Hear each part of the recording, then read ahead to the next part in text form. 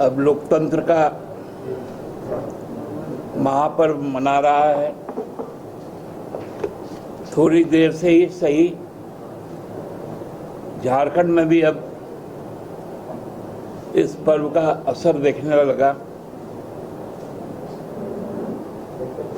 22 तारीख से ही नामांकन शुरू हुए। आज 24 तक लगभग हमको लगता है कि सभी जो मुख्य प्रत्याशी हैं उनका नामांकन हो चुका। कल का दिन हम लोग सिंहभूम लोकसभा क्षेत्र का हमारी प्रत्याशी जोबा माझी ने नामांकन किया। हमारे सहयोगी दल कांग्रेस के प्रत्याशी कालीचरण मुंडा जी ने खूंटी में अपना नामांकन किया और आज कल भी भाजपा के वर्तमान सांसद ने नामांकन किया था और आज भी वर्तमान सांसद और एक और सांसद रहे, उन्होंने भी नॉमिनेशन किया। मैं इस बात को इसलिए कह रहा हूं कि इसी प्रकार का एक नॉमिनेशन गुजरात राज्य के सूरत में भी हुआ था। चंडीगढ़ वोट स्कैम के बाद एक नया वोट स्कैम हम लोगों को सूरत में देखने को मिला, जहां 18 लाख सूरत के प्रबुद्ध मतदाताओं को देश के लिए तय होने वाली नीतियों से साजिश पूर्वक अलग कर दिया गया।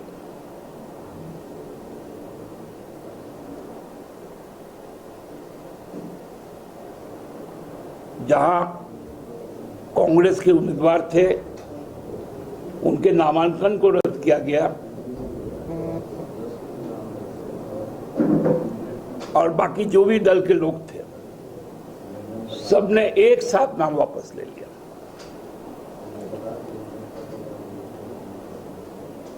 इसके पहले भी निर्विरोध चुनाव हुए हैं, लेकिन उस समय जो जो निर्विरोध चुने गए उनका जो स्ट्रक्चर था, जैसे सबसे पहले 52 में हजारीबाग से तत्कालीन जो पद्मा राजा थे, रामगढ़ महाराज थे, वो निर्विरोध गए थे। इसलिए ये परंपरा रही है। 30 ऐसे निर्वाचन अभी तक हुए हैं, लेकिन कभी भी किसी पे उंगली नहीं उठा। लेकिन ये चंडीगढ़ के बाद ये निर्विरोध निर्वाचन स्पष्ट तौर पर कहता है, और गुजरात के जो स्थानीय अखबार है और जो मीडिया रिपोर्ट्स है कि गुजरात के मुख्यमंत्री, गुजरात के भाजपा के अध्यक्ष ने मिलकर ये पूरा खेल रचा और जिलाधिकारी पर अन्यायपूर्वक दबाव डालकर, क्योंकि चुनाव आयोग का जो हैंडबुक है प्रस्तावक के बारे में बहुत स्पष्ट है। उसका नाम वोटर लिस्ट में यदि है, उसका भाग संख्या और क्रम संख्या यदि सही है, सिग्नेचर कोई माने नहीं रखता।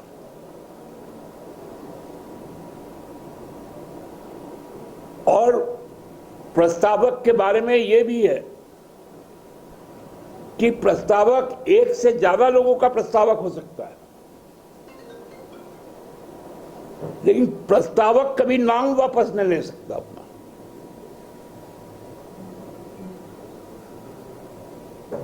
यह चुनाव आयोग का निर्देश है और मैं पूरी जिम्मेवारी के साथ मैं इस बात को कह रहा हूं। लेकिन वहां क्या हुआ, गुजरात का क्राइम ब्रांच वो 3 प्रस्तावक को जबरन उठाया, एफिडेविट करवाया कि मेरा सिग्नेचर नहीं है। आप उस नियम के तहत ये बात है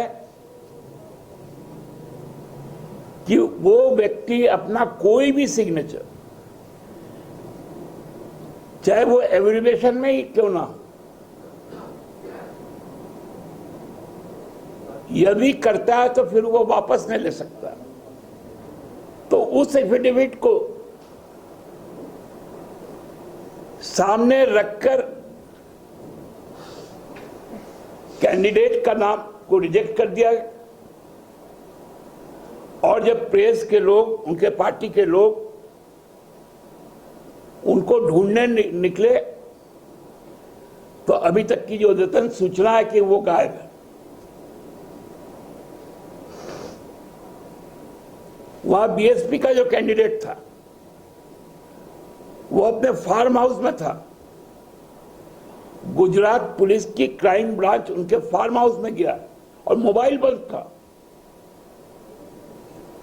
लोकेशन को लोकेट कर वहां से उनको उठा के लाया और सूरत के सबसे प्रतिष्ठित जो होटल है ली मेरिडियन, वहां सारी कवायद की गई।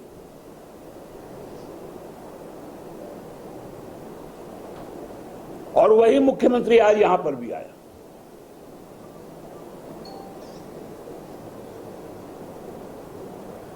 मतलब अब राजनीतिक शर्म हया कुछ नहीं है। उस राज्य के एक पूर्व मुख्यमंत्री, केंद्रीय मंत्री, क्षत्रिय समाज के संबंध में जिस भाषा का प्रयोग कर रहे हैं, वही समाज का एक कद्दावर नेता कल खूंटी में भी आए थे और उन्होंने खूंटी में अपनी पराजय को स्वीकार करते हुए कहा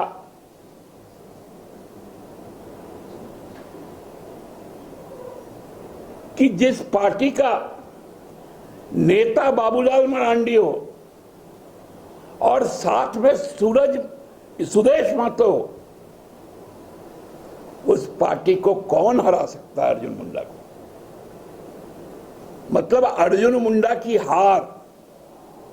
एलीट इंस्टीट्यूट, अगर आपके अंदर चाह है तो एलीट आपकी राह है। आईआईटी हो या मेडिकल, आप चाहते हैं अपने आप को उत्कृष्ट दिखाना, आप चाहते हैं खुद को एक आईआईटीएन के रूप में दिखना या मेडिकल के क्षेत्र में आगे बढ़ना, तो एलीट आपके लिए एक बहुत बड़ी ताकत के साथ आपके सामने है। आइए, खुलिए, बढ़िए, पहुंचिए। Elite institute. कमाल करते हो जी, बच्चे घूमने की इतनी जिद कर रहे हैं और तुम हो कि तुम्हें फुर्सत ही नहीं मिल रही। अब इतनी गर्मी में जाए तो जाए कहाँ? इस गर्मी में मस्ती और फन का आ गया है परफेक्ट डेस्टिनेशन, वाइल्ड वादी, जहाँ है water park, bird park, flower park, trampoline park, amusement park, 250 feet लंबा, जिप लाइन और क्रिकेट स्टिमुलेशन का खूबसूरत नजारा। वाइल्ड वादी, 10 माइल चौक, रांची। वाइल्ड वादी यानी अनलिमिटेड फन और अनलिमिटेड मस्ती।